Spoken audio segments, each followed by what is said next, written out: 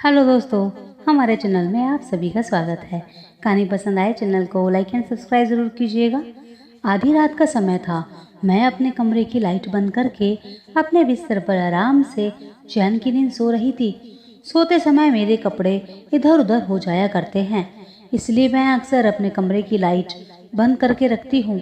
जब मैं आराम से सोते हुए अपने सपनों की दुनिया में खोई हुई थी, तभी मुझे एहसास हुआ कि जैसे कोई मेरे कमरे में आया हो, लेकिन कमरे में अंधेरा होने की वजह से मुझे कुछ भी साफ साफ दिखाई नहीं दिया। मैंने धीरे से आवाज लगाकर पूछा, कौन है वहां पर? कौन है? लेकिन किसी की भी आवाज नहीं आई। मैंने जल्दी से अपने कपड़े ठीक किए और अंधेरे में टटोलते हुए लाइट का बटन ढूंढने लगी, लेकिन तभी मुझे एहसास हुआ कि किसी ने मेरी कमर पर हाथ रखा है और वो धीरे धीरे करके मेरी कमर पर हाथ फेरे जा रहा है। मैं घबरा गई कि आखिर ये कौन हो सकता है। मैंने उससे अपने आप को छुड़ाने की कोशिश की तो उसने मेरे दोनों हाथ पकड़ लिए और मेरी कमर पर अपने होंठ फिराने लगा। एक बार को तो मुझे ऐसा लगा कि जैसे मेरे पति ही आ गए हों और वो मुझे सरप्राइज देना चाहते हों, इसलिए वो मेरे साथ ऐसा कर रहे हैं। दरअसल मेरे पति को ऑफिस के काम से अक्सर शहर से बाहर जाना पड़ता है। अभी भी मेरे पति 2 दिन पहले 1 हफ्ते के लिए अपने ऑफिस के काम से बाहर गए हैं। मुझे अक्सर अपनी रातें अपने पति के बिना ही बितानी पड़ती थी, लेकिन क्या करती, मैं मजबूर थी। अंधेरे में मैं जल्दी जल्दी लाइट को ढूंढ रही थी ताकि लाइट जलाकर देख सकूं कि आखिर मेरे साथ ऐसा कौन कर रहा है। लेकिन जैसे ही मैंने लाइट खोली तो मैं ये देखकर हैरान रह गई कि वहां पर तो कोई भी नहीं था। लेकिन मैं इस बात से इतना ज़्यादा घबरा गई थी कि अब मैंने लाइट बंद ही नहीं की। लेकिन मुझे आदत ही ऐसी पड़ चुकी थी कि बिना लाइट बंद किए मुझे नींद ही नहीं आती थी। इसलिए मैंने एक बार फिर से लाइट को बंद किया और कमरे के दरवाजे को अच्छे से टाइट लगा दिया, क्योंकि मेरे कमरे की कुंडी नहीं लगती, इसलिए मुझे ऐसे ही रखना पड़ता है।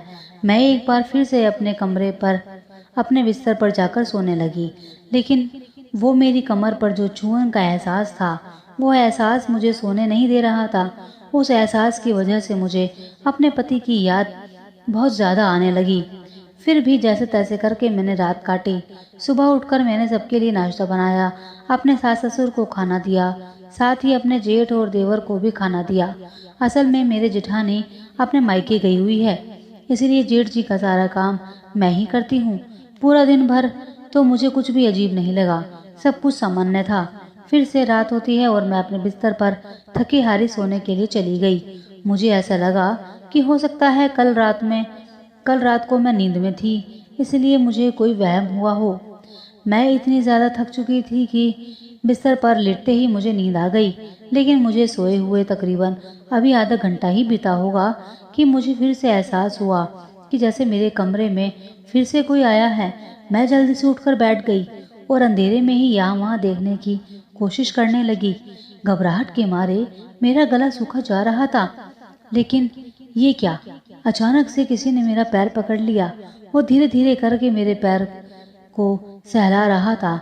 उसके सहलाने की वजह से मुझे अच्छा तो लग रहा था, लेकिन साथ में मुझे डर भी लग रहा था।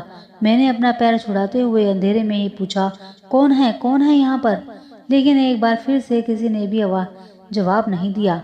मैं फिर से जल्दी से उठकर लाइट खोलने के लिए जाने लगी, लेकिन तभी उस इंसान ने मुझे अपनी बाहों में पकड़ लिया और मुझे वापस बिस्तर पर बिठा दिया और धीरे धीरे करके मेरे सारे बदन पर अपना हाथ फिराता जा रहा था। मुझे ये एहसास अपने पति की याद दिला रहा था, लेकिन मेरे पति तो ये नहीं हैं, इसलिए मुझे बहुत ज़्यादा घिन महसूस हो रही थी कि पता नहीं कौन मेरे साथ ये सब कुछ कर रहा है। मैं अपने आप को छुड़ाने के लिए अपने हाथ पैर चलाने लगी और आवाज़ लगाकर घर के लोगों को बुलाने की कोशिश करने लगी, लेकिन जैसे ही मैं बोलने वाली थी तभी उसने मेरे मुंह पर अपना हाथ रख लिया ताकि मैं चीख ना सकूं। फिर मैंने पूरी कोशिश करके उस इंसान को पीछे की तरफ धक्का दिया। जैसे ही वो पीछे गिरा, मैं जल्दी से बिस्तर से खड़ी हो गई और मैंने लाइट जलाने के लिए अंधेरे में ही टटोलना शुरू कर दिया। लेकिन एक बार फिर से उस इंसान ने मुझे पकड़ लिया और मुझे वहां से खींचने की कोशिश करने लगा, लेकिन तभी अचानक से मेरे हाथ बल्ब का बटन लग गया और मैंने जल्दी से बल्ब को जला दिया। लेकिन जैसे ही कमरे में रोशनी हुई तो मेरे पैरों तले की ज़मीन ही खिसक गई, क्योंकि मेरे सामने कोई और नहीं, मेरे जेठ जी खड़े हुए थे। मैं उनको अपने सामने देखकर बहुत हैरान थी।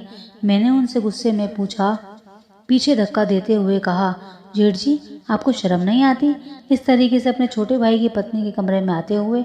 मेरी बात सुनकर जेठ जी एक बार फिर से मेरे करीब आने लगे और कहने लगे, तुम्हें तो पता है कि मेरी बीवी मायके गई हुई है, इसलिए मैं बिल्कुल अकेला महसूस कर रहा हूँ।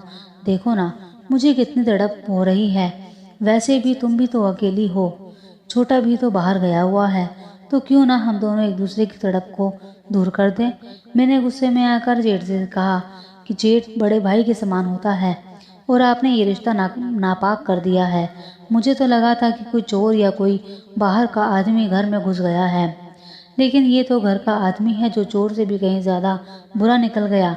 मैंने गुस्से में आकर जेठ जी को अपने कमरे से बाहर निकाल दिया और फिर जैसे ही मेरे पति अपने ऑफिस के काम से वापस आए तो मैंने उनसे साफ साफ कह दिया कि अब मैं इस घर में सबके साथ नहीं रहने वाली हूँ। वो मुझे अलग ले जा कर के रखें या फिर मुझे हमेशा हमेशा के लिए छोड़ दें। मेरे पति को मेरी जिद के आगे झुकना पड़ा और फिर हम दोनों अलग जा कर के रहने लगे। लेकिन मैं उस दिन की घटना के बाद से इतनी ज़्यादा घबरा गई थी कि मैंने रात के समय लाइट बंद करना ही छोड़ दिया। दोस्तों, आपको हमारी कहानी कैसी लगी